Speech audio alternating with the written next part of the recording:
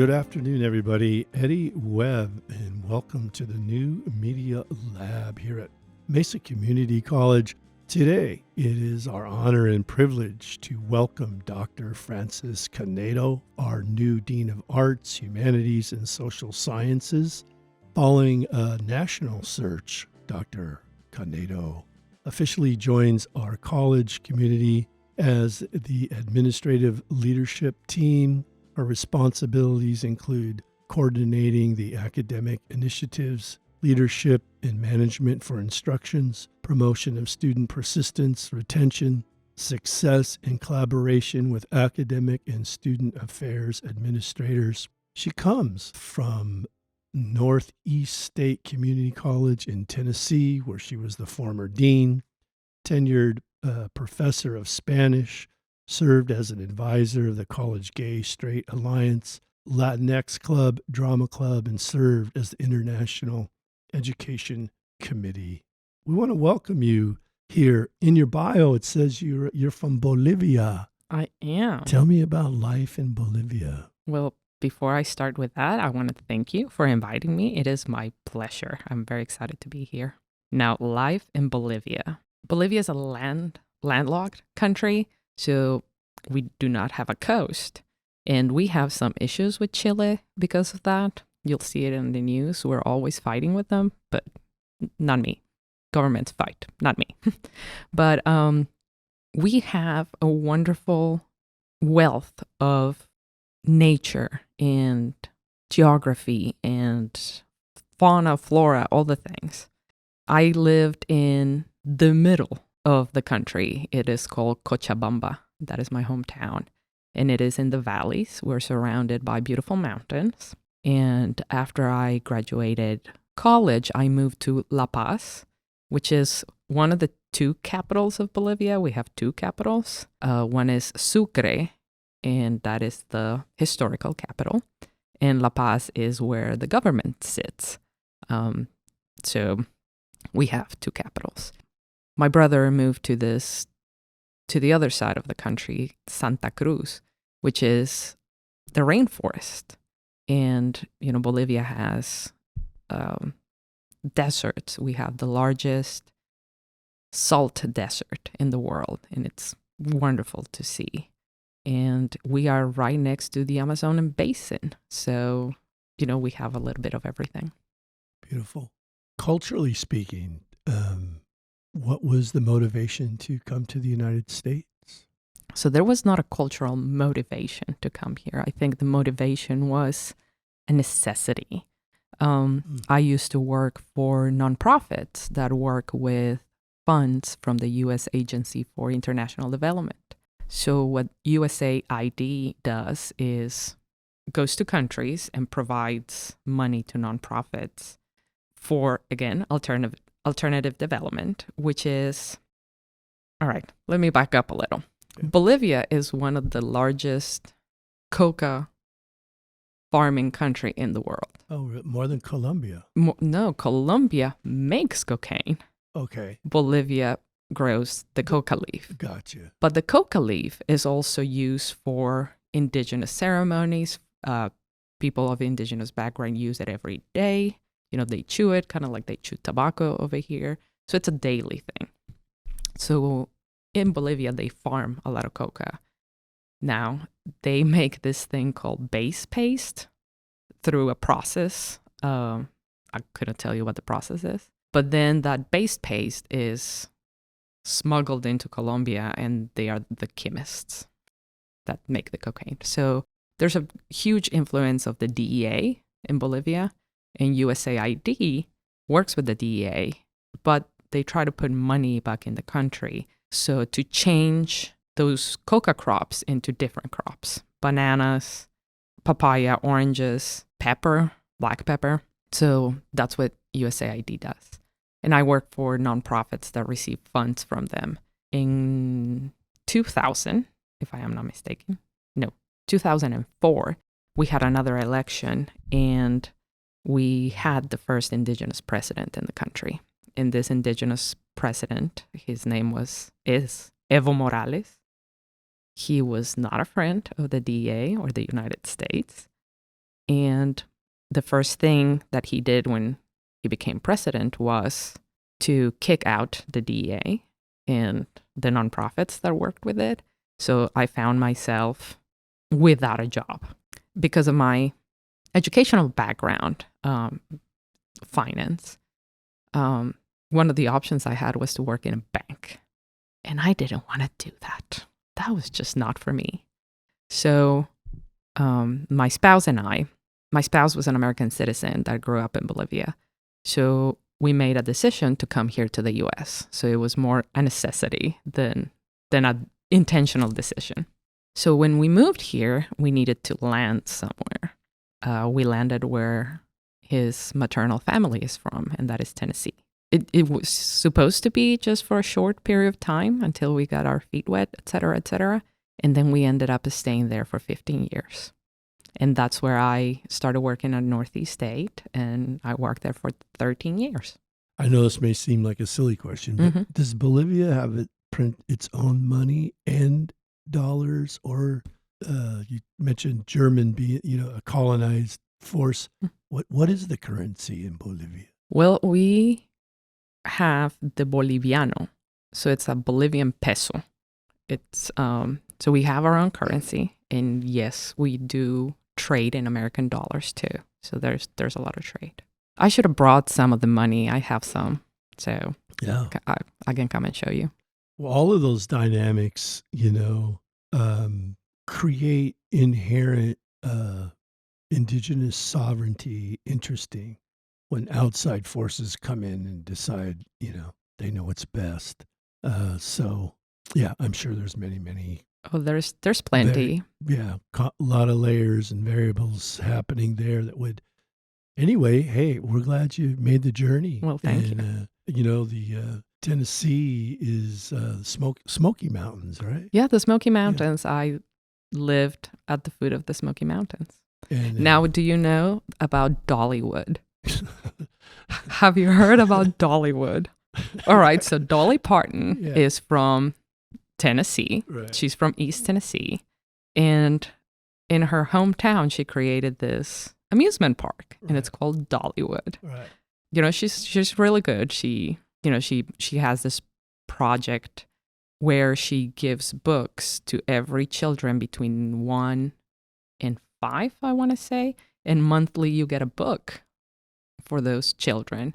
So, she's a good example of Tennessee. Yeah. The reason I was laughing is actually this morning got up and I was looking for some music to listen to while I was doing my thing. And I grew up listening to the Bee Gees, and Barry Gibb just putting out an album with Dolly Parton, his song Words. And it's a great harmony piece. But at the end of it, when they're getting ready to wrap the song, she says, it's Sunday. I think I want to go to church. And she said, church chicken, that is. I thought that was pretty good. Oh, Dolly's a hoot. Yeah. Have you met her?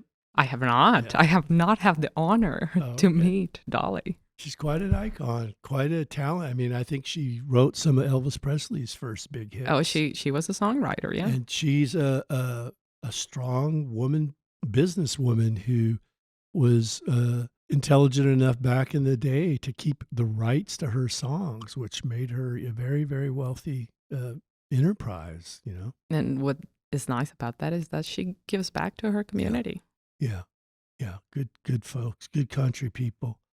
So Bolivia, Tennessee, what attracted you to Mesa Community College? All right. So after COVID or during COVID, I was intentional about looking for jobs that would be challenging. I did not feel challenged at Northeast State anymore, and I needed a change. So I started applying to positions and started looking for positions a little more intentionally than I had done before. For a while there, I was just throwing CVs here and there, throwing pasta at the wall and seeing what would stick. And again, I don't think I was intentional about it.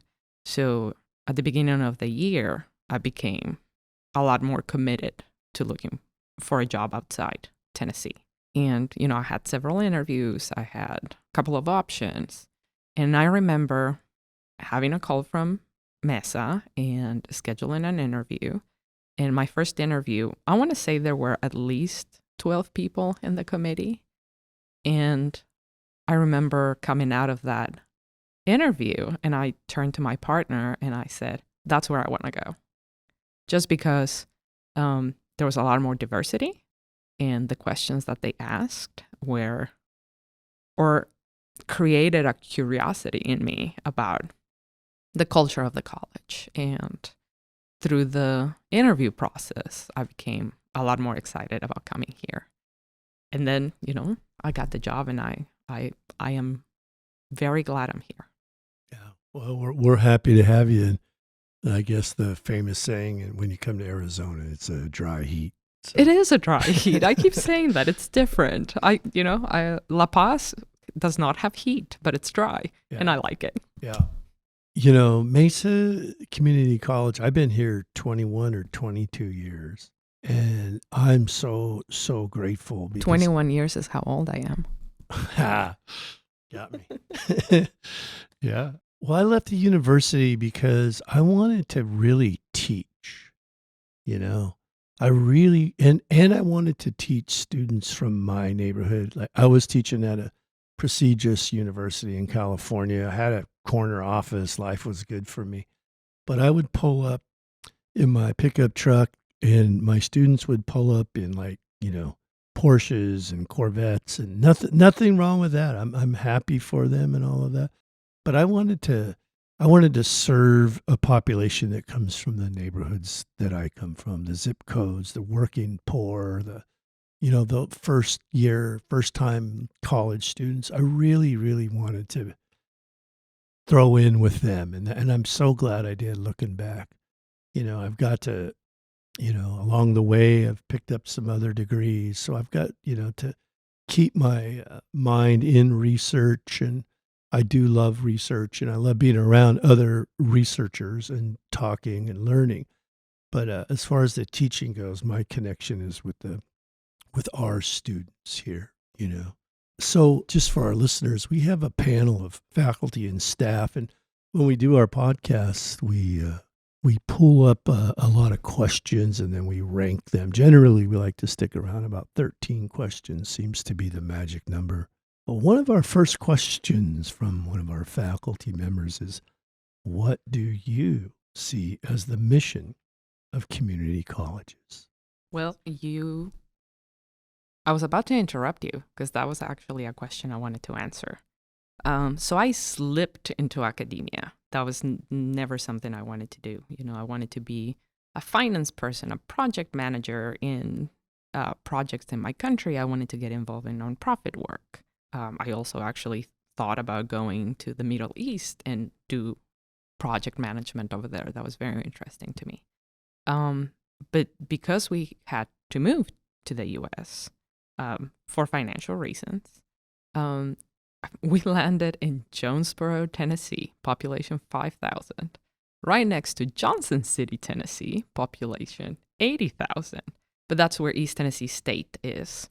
So when I was finding my path, and my path was really hard because I was this brand new immigrant into a 90% Caucasian town with this foreign degrees that nobody understood.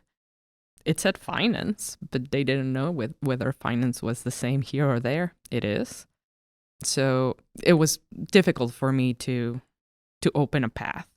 So one day I poked my head into the foreign languages department at East Tennessee State, and Dr. Jerome Moyeli from Ghana was the chair of foreign languages.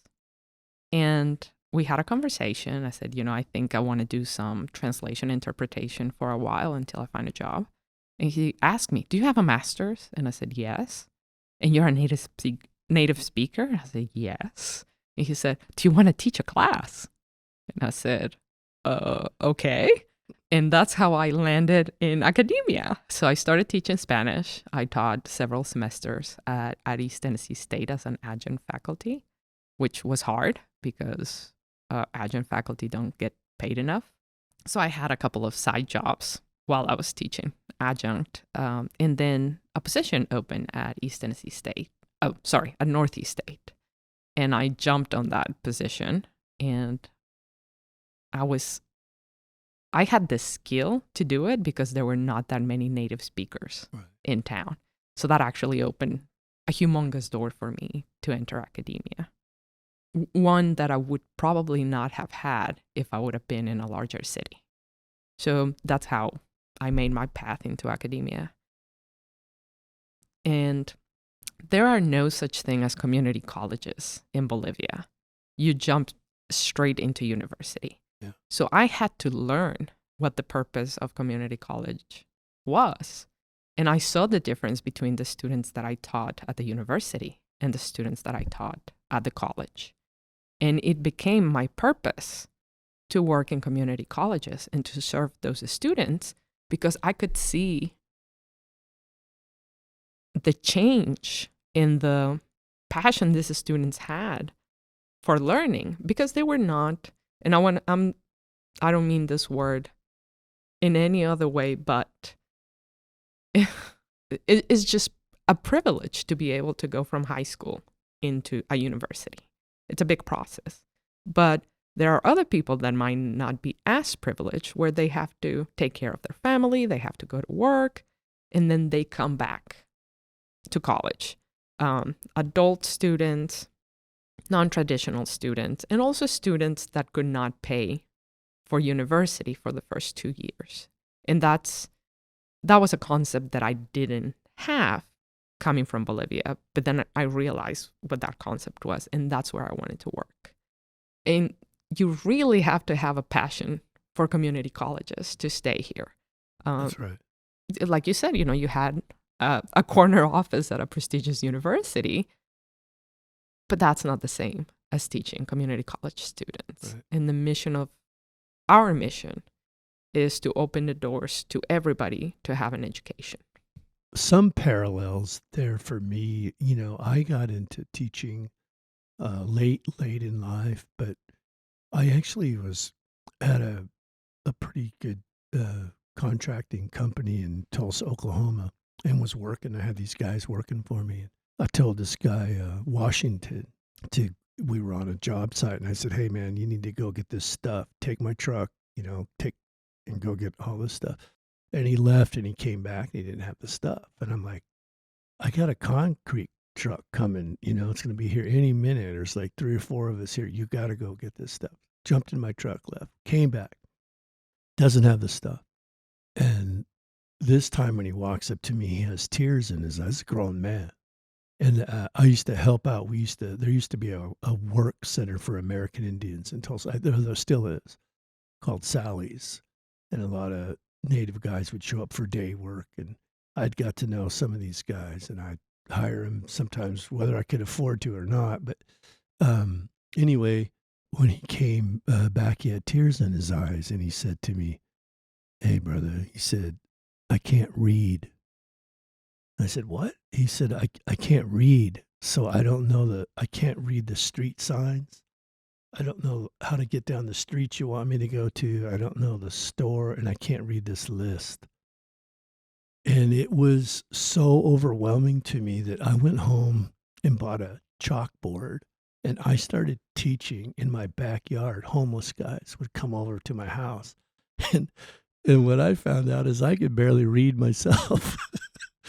I was really far behind. And that's how I started originally taking classes. Now, here's a real crazy thing. So I started at the community college in Tulsa, Oklahoma, and it was the best experience of my life. And then in the writing course, I got put in these remedial classes where you couldn't even get a grade. That's how unprepared I was. But these teachers at the community college were amazing, right? So I finished the community college. I went and got a bachelor's degree. I moved back home to California. I got a bachelor's degree from Chico State. I'd written some stuff that got published. I got a scholarship to go to ASU to get my Master of Fine Arts. And this is probably a 10-year period at least, 8, because I'm working too and raising folks and doing life. And on the day that I graduated from ASU, no one from my family could make it over here for various reasons. So I was sitting on my apartment over on University and Rural, and I'm watching all these families go to graduation. And I was like, yeah, I'm going to go get a cup of coffee. I drive downtown Tempe. And when I get there, standing on the corner is Washington. 10 years later, from Tulsa, Oklahoma, standing on the corner. And I had my girlfriend with me, and I was actually telling her this story about how I started going back to school. And I pulled up, haven't seen the guy in over 10 years. I pulled up, I rolled down my window, and he looks at me, and he goes, Ed? And I said, what are you doing here, man? And he walks in, he looks in the car, he looks at me, he looks at her, and he looks at me and goes, I can't read. And we started laughing, and then I started crying. It was amazing, like this journey of becoming a teacher and a student and what it all means at the community college for me is all, it's all interconnected, real deep. Anyway, it's I love maybe that'll be our next press that we put out as people's journey to education, our real journeys. Because I think I think your story is really inspirational, and that you stuck with it, and you kept moving forward, and here you are. You're a dean of one of the biggest community colleges, if not in the United States, if not in the world. You have the opportunity to change thousands and thousands of student lives for the better. And one of those things is I miss the classroom. Yeah. So anyone that goes into administration would tell you that. Yeah. But especially for me, teaching foreign languages, seeing those students have that aha moment when they really understand something, that is precious to me. Yeah. I remember my previous dean, he had a little conference room right next to his office, and he was having a little catered, not too fancy, but just a little catered meeting with the English department. English departments are always the biggest. And I remember coming in and start, grabbing some food. And jokingly, he asked me, what are you doing here? This is for the English instructors. And I said, no one in this room teaches more English than I do. Because I need to teach all the students. Right. We need to start from verb conjugation, what an adjective is, what a noun is. So no one in this classroom teaches more English than I do. That's good. There we have it. Hey, what do you think the biggest cultural differences between the community colleges in Tennessee and Arizona? Have you noticed any significant differences in the systems? The systems, yes. How we work in the classroom, there's really not much difference, right? Now, this college is a lot larger, and you have a new media lab, and you have an art department that is humongous. You have a wonderful theater. You have a journalism program. The cultural science program. Programs are a lot bigger, and they are more diverse in what they teach. So that is phenomenal. Yeah. So we work the same, just at a different scale. Right. System-wise, we're very different. Oh, really? Very different. So we have, I keep saying we, but I always speak in the we terms. Back in Tennessee, we had a system that managed the 6 public universities, 13 community colleges, and 27 centers for advanced technologies. Tennessee Centers for Advanced Technologies, the TCATs. And a couple of years ago, the universities went free range, like chickens. They decided to go free range because they wanted to compete for more income. Investment for research. So the Tennessee Board of Regents, which was our system, stayed with the community colleges and with the TCATs. And because the 13 community colleges are statewide, we're pretty pretty far away from each other. So I worked at Northeast State, and it took me 8 hours to go to Southwest Community College. So it's not like here in Maricopa, where in one county we have 10 colleges. So the system worked a little different. And now I'm just learning the ins and outs of the system here. So that's new to me. And I keep complaining about the amount of acronyms. That's what the former president said. It took him his whole time he was here to figure out all the acronyms. All the acronyms. And people keep offering me their lists, Yeah. but I found that this very comprehensive list, and I printed it, and it was 26 pages. That's hilarious. I mean, that is the only complaint I have right now, that I have not learned all the acronyms because there are so many. Well, you'll probably learn to appreciate them as time passes by. I bet I you'll hope I probably do. create some of your own. In fact. Oh, I definitely will. Yeah.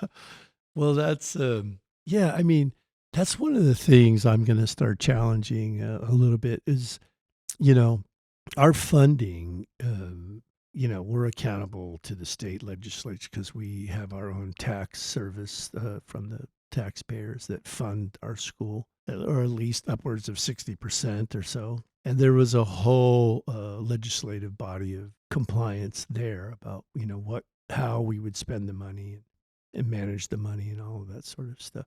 And then we have the universities that used to be plugged into that did the same thing when Michael Crow came along and broke away from that funding, but he really wanted to get rid of the compliance restraints so he could find endowment and money. He's built an empire. With us, we're still, we couldn't survive without state funding for sure in the way that we operate. But people talk about the system, and my perspective is it's about people, right? There are these operating systems, but it shouldn't be, the system is about people. People create innovation. Right? People make relationships with students and develop curriculum. And we always have to remember that when we talk about the system. The system benefits, I think, a lot of the bureaucracy that we have. But as far as running, the day-to-day, what our product is, and our product is an excellent teacher in a great classroom with, motivated students. This is our product. A lot of times in the first few months of an administrative position are spent learning about people and culture at an institution. What have you learned? What would you like to know more about? And what direction would you like to take your areas?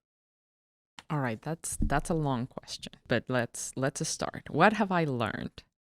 Some of the acronyms. I just learned about the FMS, HCM. Those are fabulous, and I need to work on those. So I have learned how to use those, and that has been pretty good. Would you like to know more about it? Yes, I would like to know more about that and how systems work. SIS has been a challenge. In 25 Live. Yeah, that's been a challenge too. So I'm still learning on those. You don't just naturally know how to work this operating system with 100 different buttons. I mean, it does not come naturally. Yeah. Especially coming from a completely different system. I thought that some things were going to be familiar. Yeah. I was wrong. Right. I was very wrong. In what direction would I like to take the areas? I think you used a really good word, innovation. I want not only innovation, I want collaboration. I think as departments and divisions for that matter, we tend to silo each other. I think I was having a conversation with you a couple of weeks ago, and you were talking to me about the work that you wanted to do and how you wanted more students to come through the media lab. Right.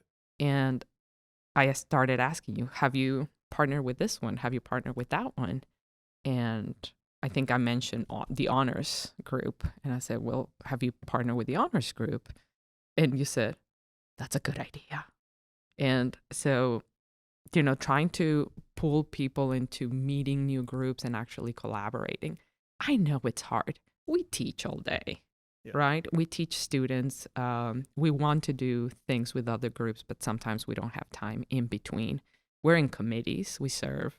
I serve in this committee or that other committee, and it takes time.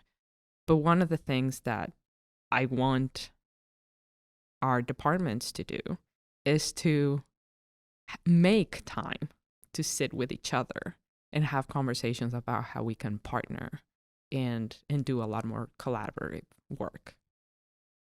Yeah, and then the next day I didn't want to. That was my first time meeting you, so I wanted to be a good listener. But then we have this big scholarship in which we work with multi departments. We're now working with the DEI Council. We have faculty partnership. The other acronym. Yeah, that's right. The other acronym. And I think that's what it's about. I really I want you to come back in the spring because I really want to talk more about silos.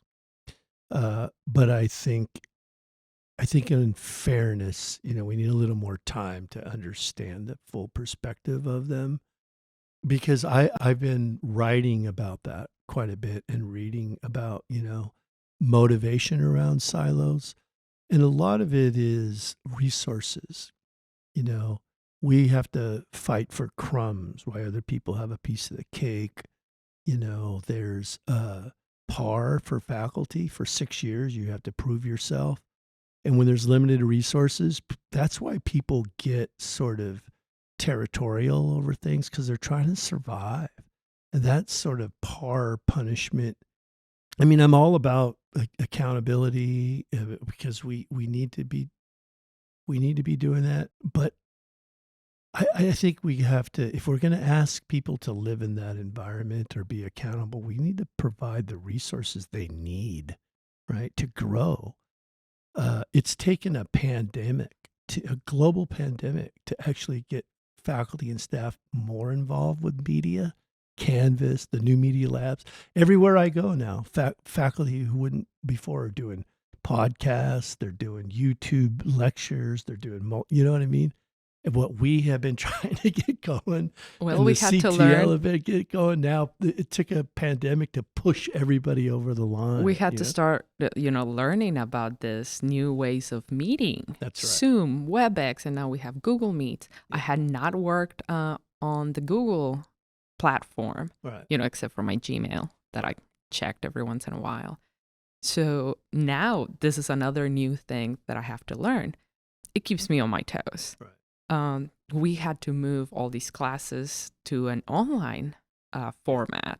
And how do we teach some classes that we have taught for 15 years that, it becomes super easy to go into the classroom and just do the thing that you do semester after semester. You may change a thing here or change a thing there, something that would work better because you learn with every semester.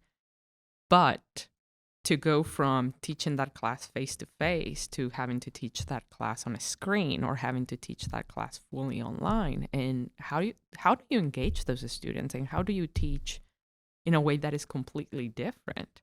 You have to learn to adapt and to change and to pivot when something needs to be fixed. I think of myself, and I hope that people can see this in me. If something is not working, I am all up for pivoting and finding something that works. I don't keep trying the same thing. What I hope people to see in me, because this is something I see in myself, is pivoting when something is not working. Right. If something is not working, let's change it. If something didn't work this semester, let's not try to just, band-aid it. Let's try a completely different thing. Yeah.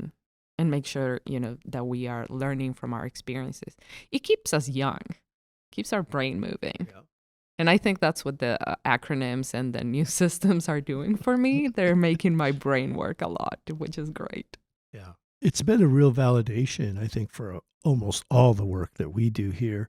And I know for the CTL folks, because when you come back, our president is making all kinds of videos and podcasts. Even our one of our senior faculty person at the Faculty Association and the FEC and all that. All of these people who were resisting technology now all use technology, or have to. and it's not because they wanted to; it's because they had to. We had no option. That's right, and so it validates what we're trying to do. So we're trying to say, if you all are using this for your professional life, well, then we should be teaching this to our students. But we teach at a very high level. I have a film degree, and, all this stuff. Keegan is one of the best editors in the Valley for sure. And, we're teaching them to do high level stuff. So again, it's that sense of, change. It's rewarding. Yeah.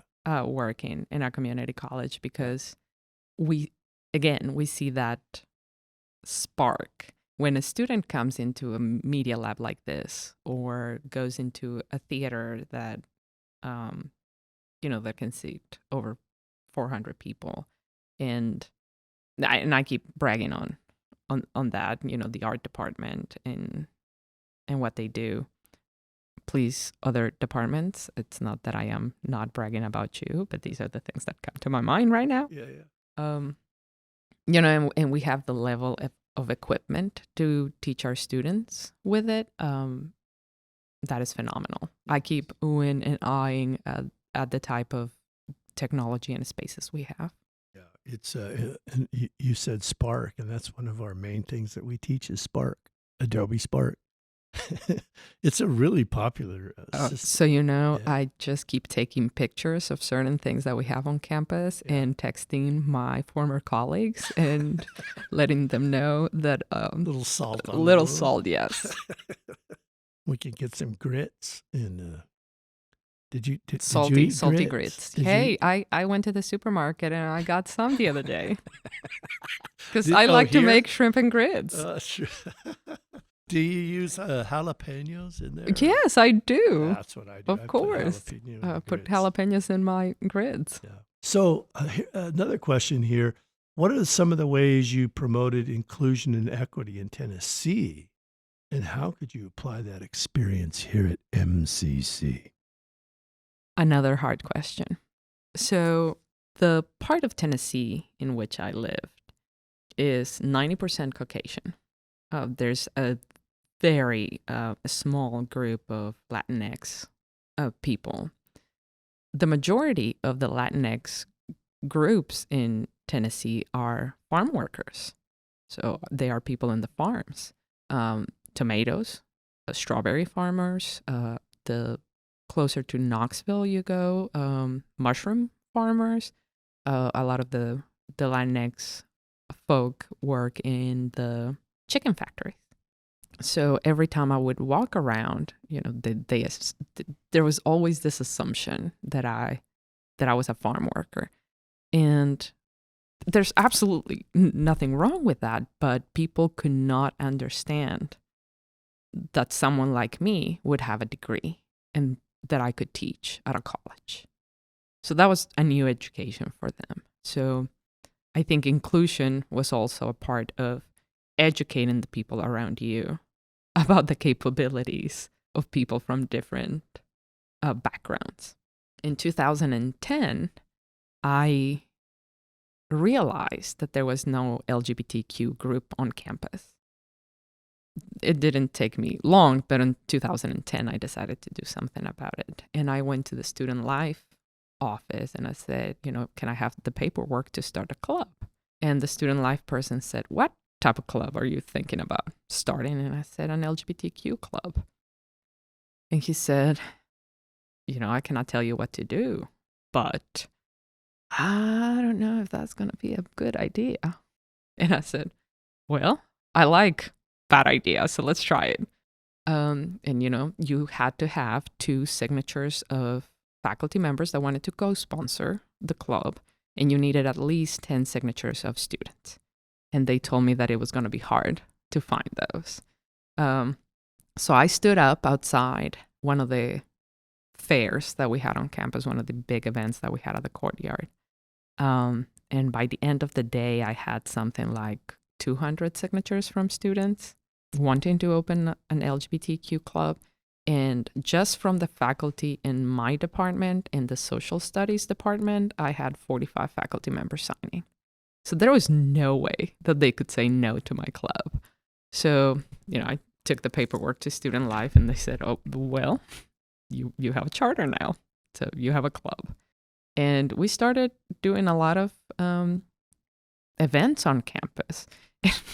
This was a funny story. I said, we're going to do a film festival. So we're going to show some movies with LGBTQ themes. Can you believe that a person in Student Life asked me if we were going to show gay porn? This was actually a question that I was asked. And I said, no. we're gonna show pictures or films that depict LGBTQ people. Do you know that those exist? But that was very interesting. That was the concept. Yeah. At the level of I mean, I laugh now, yeah. but at the time, I just couldn't understand. And, we started doing several events that would open some eyes. So we had a drag show on campus, and there were some arms raised, but we framed it as, you need to understand what type of art drag shows are. It's not just about cross-dressing. That's not what it is. It's an art. The makeup, the cloth making, the lip singing, because there's a lot of lip singing. It's just an art form. And we made it really early on campus so that students could go. And we opened it to the community. And of course, we made it PG as it is. So we had a lot of kids come to the drag show. And I think that opened a lot of people's eyes to what we could do on campus. If our theater students can put makeup on and we celebrate them for that, why couldn't we celebrate drag shows? Now, that's not the only thing we did. Again, we had several other events on campus, but those are the ones that I got really excited about because those were the ones that would push, the line a little. So you sort of connected these dots between Mexican farm workers. Mm-hmm. Well, Central American, not only Mexican, but Central American. Mm-hmm. So this population of the labor workforce there in Tennessee to the LGBTQ community around, what was because you felt, again, there needed to be a voice for people that had no voice? Yes. We also had Farm Workers Awareness Week. So with the Latinx group, we did Farm Workers Awareness Week, which is in March, celebrating Cesar Chavez's birthday. Oh, and I have to tell you about when I met Dolores Huerta, but I digress. So we would do poster boards about how the farm workers, how much money they made, and how they would get paid by the bushel, right? Or the hours that they need to work. So once we actually made a strawberry field at East Tennessee State, and we asked the students to pick strawberries without damaging them on their knees. And it is hard. I love that idea. Yes. And then we filled a big bucket with tomatoes. Well, not tomatoes, we put heavier things in there, and we told them that farm workers needed to lift these things hundreds of times a day in order to work the fields. And we showed pictures of pesticide poisoning that occurred to farm workers, and the damage that cutting celery and onions, people would have accidents. And we showed also Edward R. Murrow had a wonderful documentary about farm workers in the 50s, 40s, 50s. And so we would show that documentary, and the only difference between the group in the documentary and the group of people that work in the farms now is race. So in the 40s, it was African American groups that would work in the farms, and now it's Latinx groups that work in the farms. Even the amount that we pay today is closer to that in the 40s. Yeah, every year I show Food Inc. Have you seen Food Inc? Yes, That I features the have. chicken farmers, and I think it's maybe Tennessee or Yeah, Arkansas. there's both, I think, on Food Inc. In the pork industry. Yeah, that's my family. We're farm workers. I grew up working with my grandfolks and stuff out in the orchards, and they all pick cotton and potatoes, and I didn't. My grandparents and them, when they came from Oklahoma, lived in the migrant labor camps and stuff. And I actually got to shake Cesar Chavez's hand. Are you kidding me? Yeah. Yeah, those are my people, real proud. I'm real proud of that. Well, that's fantastic. You'll have many, many opportunities to work with those communities here. I know one of our faculty or a student life tried to do a show here, and I don't know all of the details, but I know that I think it didn't happen over security concerns. That was the rationale or whatever. I'm going to follow up on that. And Okay, and if we could show Yeah. that Edward R. Murrow documentary, I own it, so I'll work on that. But let me tell you about the time I met Dolores Huerta, so Dolores Huerta was Cesar Chavez's right hand. Oh, okay. She worked in the fields gathering signatures for the grape farm worker movement. And you probably have seen the picture because it is iconic. She's standing on top of a truck holding a sign that says Huelga. I mean, I am sure you have seen this picture. Yeah. And so my degrees of separation to Cesar Chavez are, it's one person because I met Dolores Huerta, and the same with Bobby Kennedy. Because Bobby Kennedy was in California, and he is the one that came and helped break Cesar Chavez's fast. That's right. And so Dolores Huerta is in the picture where Bobby Kennedy and Cesar Chavez are sitting after his strike. And I was at a conference. It is the Time to Thrive conference that it's from the Human Rights Campaign. And I was in Portland, Oregon. That's where it was. And I woke up early at the hotel. I went down to have breakfast at the event breakfast, and then I went to the hall where a lot of the organizations that were supporting the event had their tables, and you could get goodies. So I was up and pretty early trying to grab some goodies for my students, and I was at the Dolores Huerta Foundation table, and I was checking things out, because I had followed her for a while. And I hear this voice behind me, and my brain goes, no, it can't be. And I was like, oh my God, I'm going to turn around, and Dolores Huerta is going to be there. And I did. I turned around, and I totally went fangirl. I started shaking, and I'm like, oh my God, can I take a picture with you? So that's my moment, meeting Dolores Huerta. That's beautiful. That's beautiful. I wrote a blog this morning about. Seems like every day I wake up, there's more and more women taking on the front line of a lot of activism. We have a former student from right here, Nyland Pike, who is all over the news. Huge activist right here at San Carlos Apache on the copper mine. I mean, her picture was on a huge magazine this morning that I saw, and then Winona LaDuke standing up for water rights in Minnesota. She's facing some jail time, sounds like. But you see more. That could be another theme that we do is women, women in the front lines, right? Because it was on the, the because back in the day it was men, but it was the women around them that really got the real work done, right? I think that'd be kind of a cool topic too. It would. One of the questions that somebody sent in here was, around the first year experience for students, because this is the cornerstone of the community college.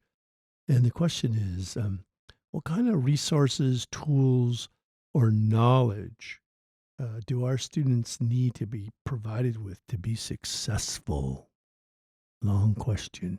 Long question, but the first thing is understanding that students come to a community college with a purpose, and that purpose is to, get a certificate, get a degree in order to start working, right? Some of them may have aspirations of going to the university or grad school, but when they start here, they start with the idea of, I'm going to get my 60 credits and we're going to make a decision after that.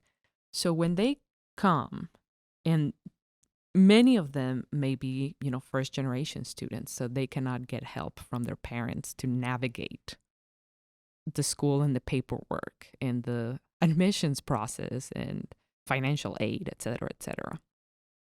So starting in that process, the process needs to be clear, and we need to help them navigate that.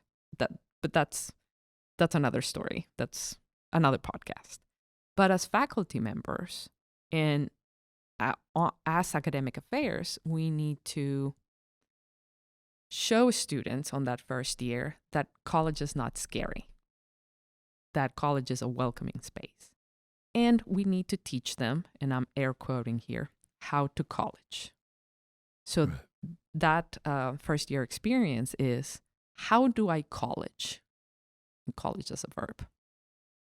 So when I go into my first year English class and I haven't had developmental writing because, I did not do well in high school, or I did not test well because I have test anxiety.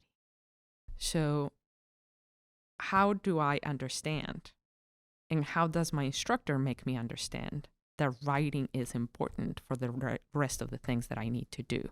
If I just go into a classroom and I tell my students, hey, we're doing this type of essay, then we're going to write a comparative essay, and at the end of the class, we're going to do a research paper. We need to explain our students why we're doing that. What is the purpose of writing a research paper? And how is that going to help me in the future? Because it comes to the core of what we do at the community college or in academia generally. You need to learn how to write. You need to have a thesis, you need to have, a conclusion on your paper, and you need to know what your sources are and how to get those sources. When you're learning how to find those sources, you also need to teach the students how to use a library.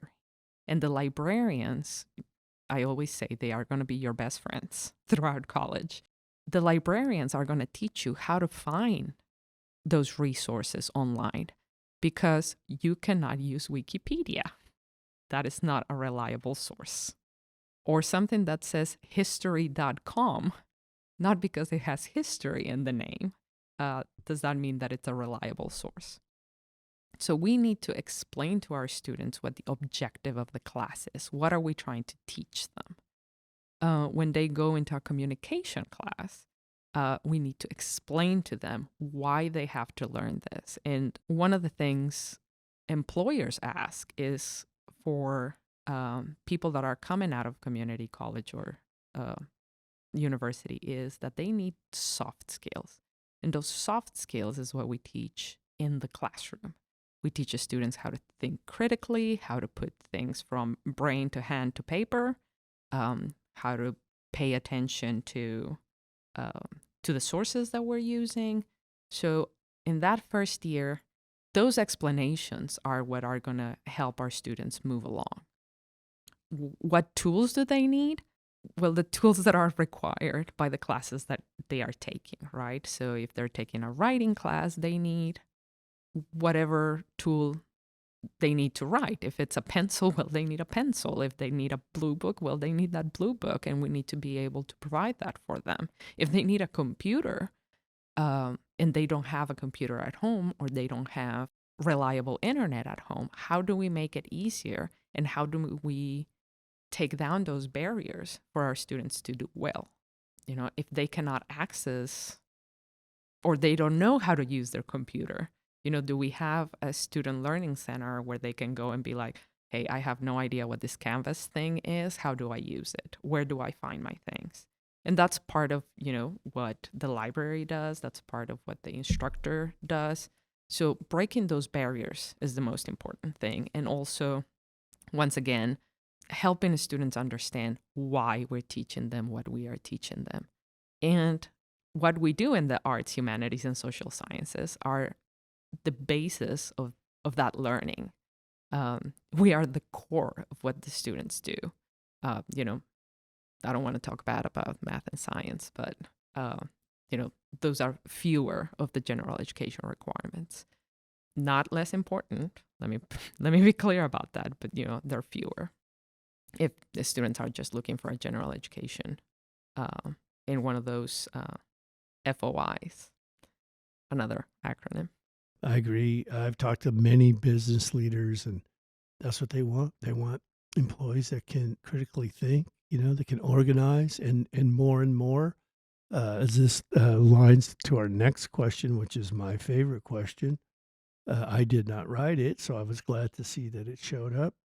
More and more, when a student has come out of college and looking for a job, if they can create a PSA, if they can use multimedia, another acronym. What's a PSA? Public service announcement, right? Okay, thank you. In a video, if they can make an advertisement video, either, using Premiere, Final Cut, or Illustrator, or InDesign, or any of those kinds of mediums, if they have a reasonably, sound skill set, they're going to move to the front of the class immediately.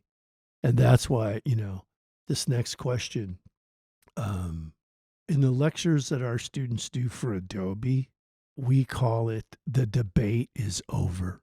Like if you're not on board with introducing new media into your common core curriculum, then, you need to catch up. It's because it's not the students. The students already know they need that. A lot of them are really proficient.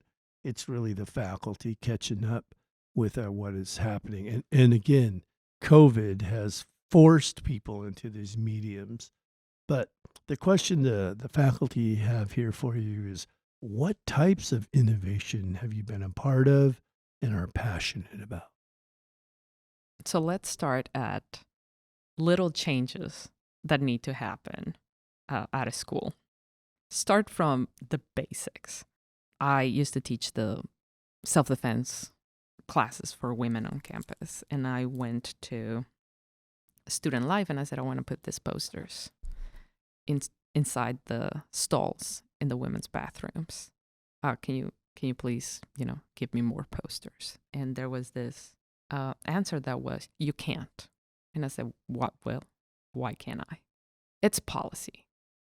And I said, can you show me the policy? And it was not policy. It was practice. They had the practice of not allowing, I don't know what the reason was, posters inside the stalls. So I said, well, there's no policy. There's nothing that tells us that we cannot do this. We're going to put posters inside the stalls. And we were able to do that. So then Student Life realized that was a good idea, putting posters inside the stalls, because you had an audience right there that was going to read what it was on the stalls. So Student Life started using those little things, those plastic picture frames, and to put information inside the stalls. So that's not necessarily innovation. That's just seeing things in a different way and asking questions. Is this policy or is this practice? And if it's just a practice, have we gotten too used to it? And we cannot see beyond that anymore. So innovation comes when we start asking questions. Okay, why are we doing this way? And it does not need to take a global pandemic. It shouldn't have to take a global pandemic for us to see outside what we do. So innovation needs to come from the needs of students. when we see students needing a new thing, needing a new skill, that's where we need to come up with ways to teach what students need. So you, Eddie, look at this lab. You decided that there was a need for students to learn to do things.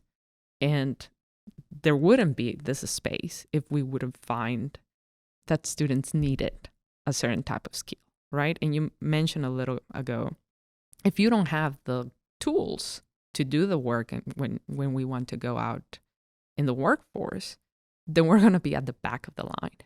If we have the skills, then we're going to move to the front of the line. So what creates innovation is not falling into, what's the word I'm looking for? Bad habits. Thank you. Yeah. Into, or, traditions or Yeah. practices that Right. do not allow us to see outside it, right?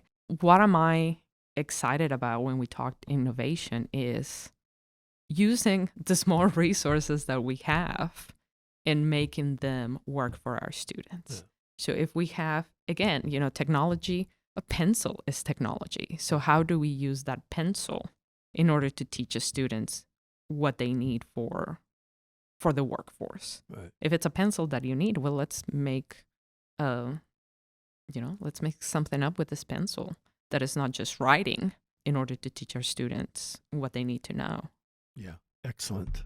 We have been through 4 presidents, 3 chancellors, a couple of provosts, and we have been so fortunate, so far that every single one of them have came over here and visited this, and especially in our summer institutes, and see what we're doing and the products we're doing. But 4 presidents ago walked down here, and he's the one that really opened the door. He said, I don't understand and know exactly what you're doing, but keep doing it. Right. And we built it in a community of students, and we've been really fortunate to have people that, even though maybe they didn't have the skill set or a personal experience in certain ways, they didn't put up too many roadblocks. And that's what it's all about, is creating opportunities for people. Because like I say at the beginning of this, it's not about the system, it's about people. People make changes and communities make changes. And I'm very encouraged by meeting you today and our conversation.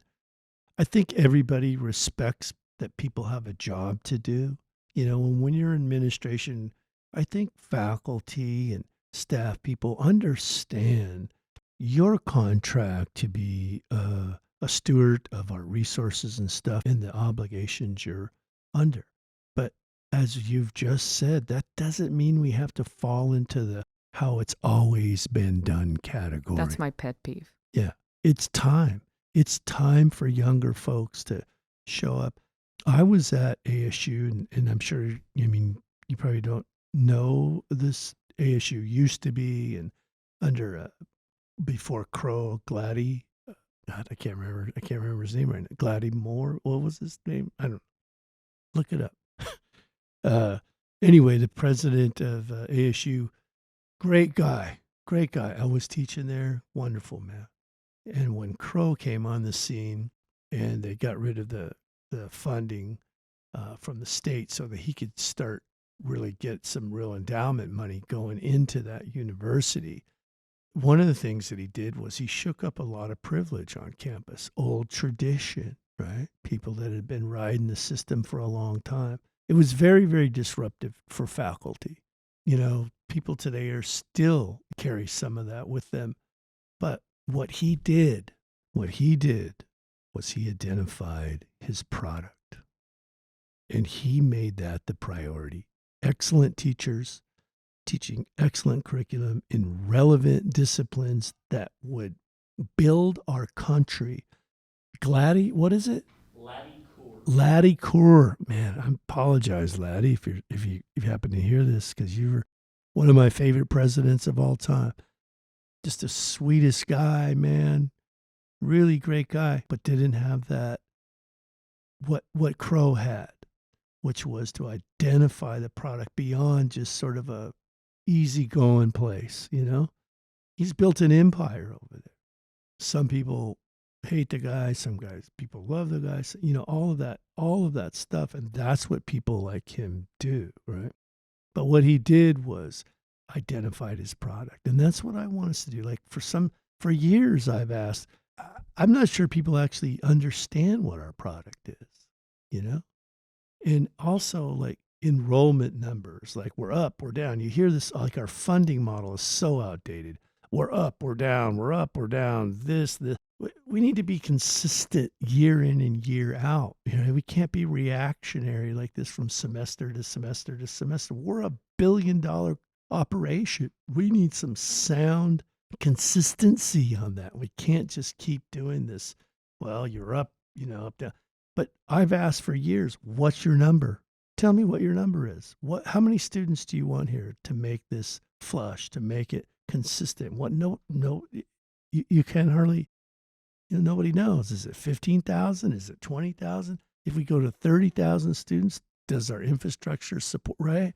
So all of those variables sometimes create these situations where we don't get to do our best. And that's what I want to see, you know. I want to see Maricopa. I just still believe that we're the finest organization around and that we have nowhere reached our potential and that we can reach our potential, but we need some stability in longer budgets. And I think our current chancellor is working on those sorts of things, you know. Let's get a 3-year budget together. You know, if people commit to something, it can't be for a semester. It's too disruptive. You could not run a private business the way we run our stuff. You'd go bankrupt. You couldn't do it. And so I think some of the conversation that we have today is very encouraging on that front, you know, to see the vision, the broader vision that you're going to bring to the college and areas. And I really believe in, like what you said about it happens in small chunks, you know, small steps, little victories. What's that saying? How do you eat an elephant? One bite at a time, you know? And I love the leaders, the people that have influenced you. I think on a spiritual thing for me, where people are asking to put this territorial tag on their emails. Well, if we're going to start doing that, I'd like to see a little more indigenous philosophies and thought, which includes spirituality, which includes consensus rather than majority rule. I think that everybody should be seen as a leader. I really don't like this whole the leaders are speaking now. I don't like it. That's so anti-community in my mind.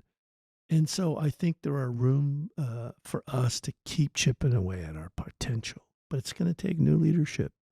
As, you know, faculty, I'm making a speech, you guys, but as faculty and administrator, I know that, you know, as the years go by, people bump heads and they work together. But the main thing is we have the common goal in mind. And I do like the stuff where our current president, Lori Burquam, where we've talked a lot about forgiveness or, you know, these sorts of things. Like people make mistakes, you know.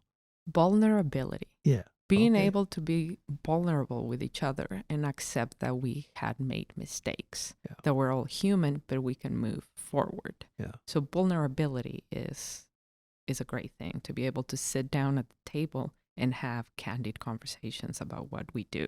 Yeah. A minute ago, you said, you know, some people like this person and some people don't.